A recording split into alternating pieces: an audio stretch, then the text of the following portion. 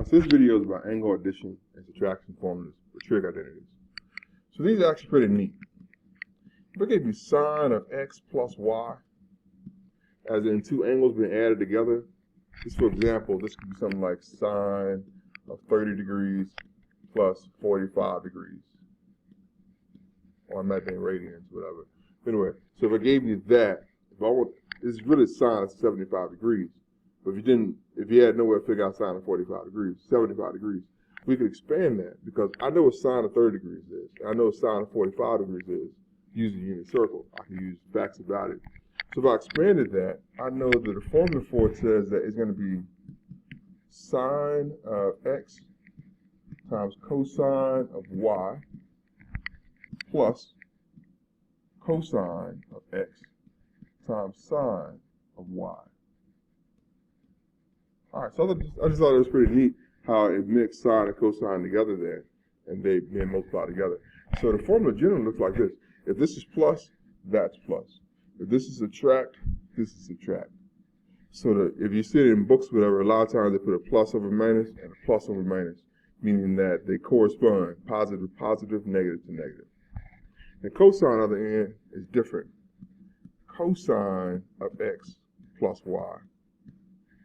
It goes a little bit different from that, completely different from that.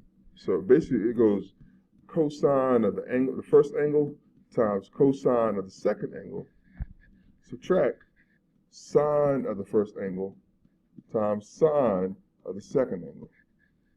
Alright, so notice how that says plus and it goes to negative. So the formula here goes negative, positive, positive, negative. So if you see it a lot of times, it means whatever the sign is above, it flips. Whatever sign is below, it flips. So that's how they go. So they flip signs, and the sign doesn't. All right, so those are the formulas for sine and cosine when you added angles together. So how we can use that is this. All right, so let's find out the value of this. Suppose I actually find the value of sine of 30 degrees plus 45 degrees. Well, we know the sine of 75 degrees. Would you plug into your calculator? Plug into your calculator, this is what you come up with. 0.959258263, and a lot of other numbers the calculator can't give you because it doesn't repeat nor does it terminate, and it goes on forever. No matter how we look at it, we got to approximate it. We could approximate it up to 4 decimals and call it 0.9659. Someone else said, well, I don't like 4 decimals, I'm going to use 3, and they can call it 0.966. Someone said, I don't like 3, I want to use 2. They're going to call it 0.97. Somebody said, I don't really want to use decimals at all, I just want to round it to the whole number, and that's about 1. So we can come up with a lot of different answers. You can come up with an infinite amount of different answers because we are going to approximate, and some else may go out to 5 or 6 or 7, and we can go forever, and we all have different answers. So it's really useful to be able to figure out this kind of stuff exactly. So even though that's approximately what it is, and it's very useful for a lot of different reasons, we can find out exactly what it is since we know what sine of 30 and sine of 45 is using the formula. So let's find out what it is using the formulas for it. All right, so just a quick reminder, what we know is sine of x plus y is equal to sine of the first times cosine of the second plus cosine of the first times sine of the second. I wish I could make it straight across, but you get it. So you have it written out already. So anyway, basically what that means is if I expanded that, that means sine of 30 degrees times cosine of 45 degrees plus cosine of 30 degrees times sine of 45 degrees. All right, the reason we have the long decimal is because we have some square roots involved. And if you're going back to what you remember about the unit circle, you memorize that for a reason. This is the reason why you memorize it. So you know what sine of 30 is. If you want to find out what sine of 30 was, you remember, okay, that means I got a 30-degree reference angle. That's a 30, 60, 90. So the hypotenuse would be 1. The side opposite should be, anyway, so this side should be 1. This side should be the square root of 3. This side should be 2. I got to divide that by 2, divide this by 2, divide this by 2. All right, so you might remember that coordinate would have been the coordinate square root of 3 over 2 and 1/2. And cosine was the first and sine is the second.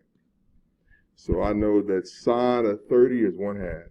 So sine of 30 is just 1/2 times cosine of 45, probably just remember that, is square root 2 over 2. Plus cosine of 30.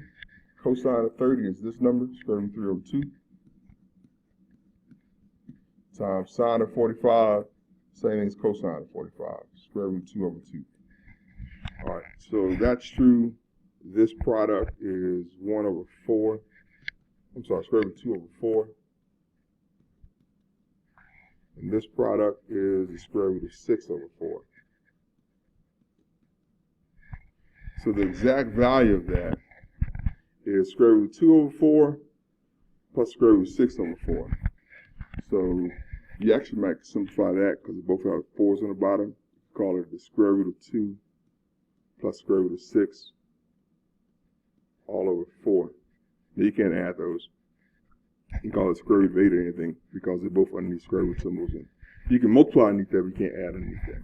So anyway, so our final answer, the exact value of sine of 30 plus cosine of 30, or, I'm sorry, exact value of sine of 30 plus 45, or sine of 75, is exactly square root of 2 plus square root of 6 all over 4.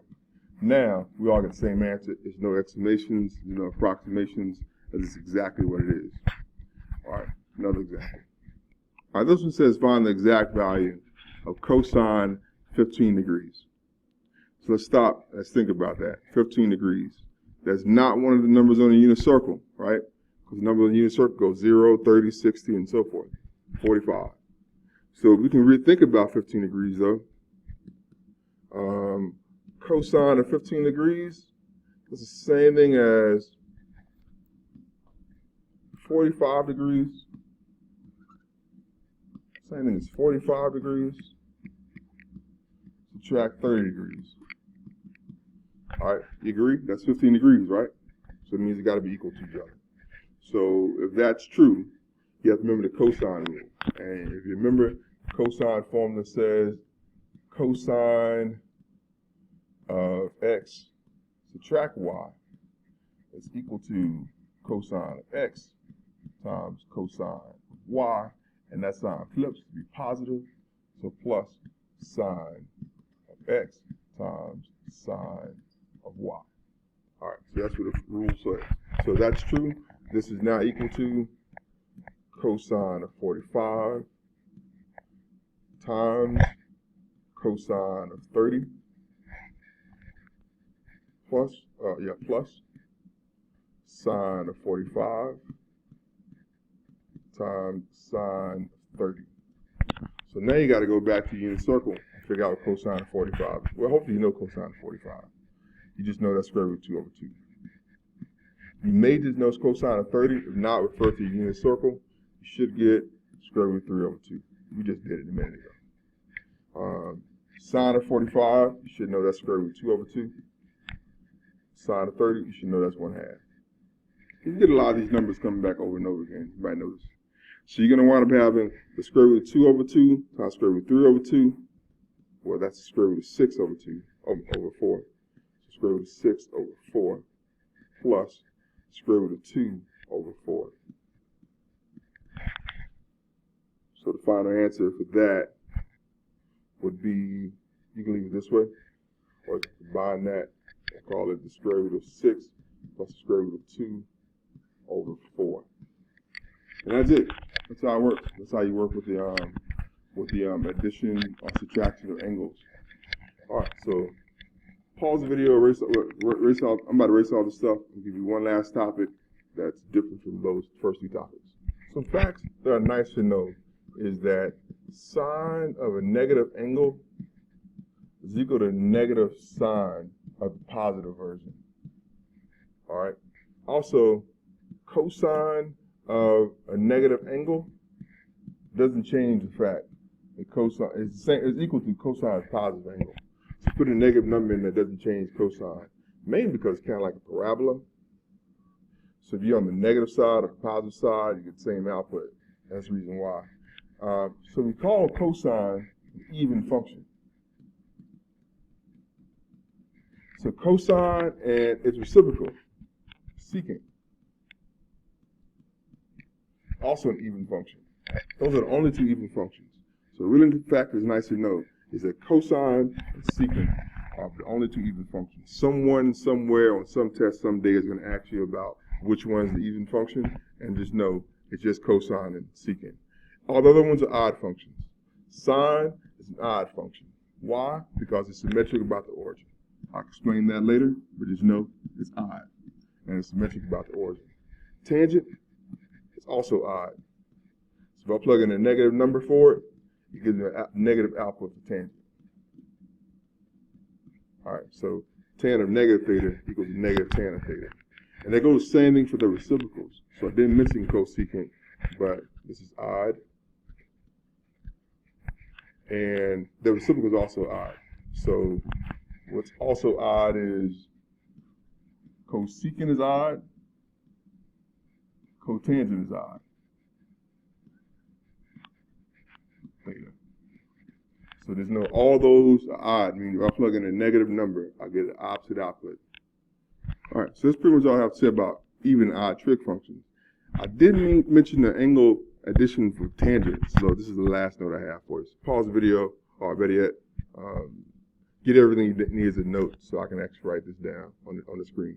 All right, so these are tan formulas. So tan of x plus y equals tan of x plus tan of y over 1 subtract tan of x times tan of y. And tan of x subtract y means tan of x subtract tan of y over 1 plus tan of x times tan of y.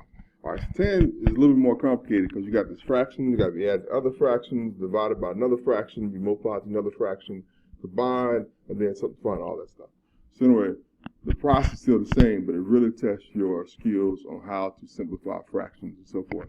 So if you wasn't good at that before now, you can get really good at fractions by the end of this lesson.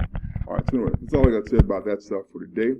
So that's it for now. So that's all I have. Good luck.